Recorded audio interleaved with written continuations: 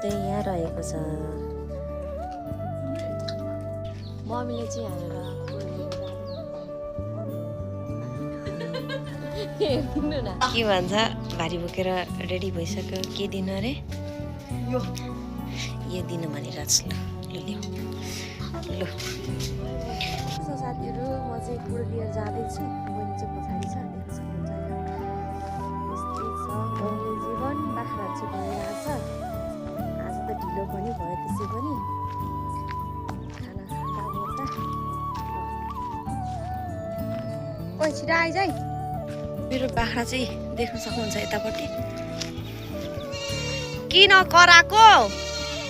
आमा मान्छेको स्वर सुन्नु भएन बिचराहरूलाई। कति बहिनी पनि आइपुग्यो। यता ल्याउनु त।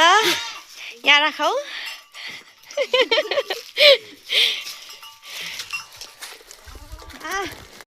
लु अब चाहिँ कुडो पनि पाइसक्यो यिनीहरूले।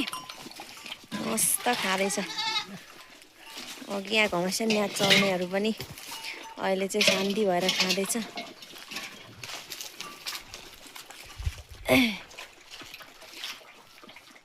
होइन त खाँदैछन् बिचराहरू। लु खुवाउनुहोस् है। म चाहिँ गएँ। यति नै हो साथीहरू। यहाँ बाख्राहरूलाई चाहिँ कुरो दिइसक्यो होइन। बहिनीले चाहिँ अब बाख्रा लिएर जान्छ। म चाहिँ घर फर्किन्छु। मेरो घरमा काम छ।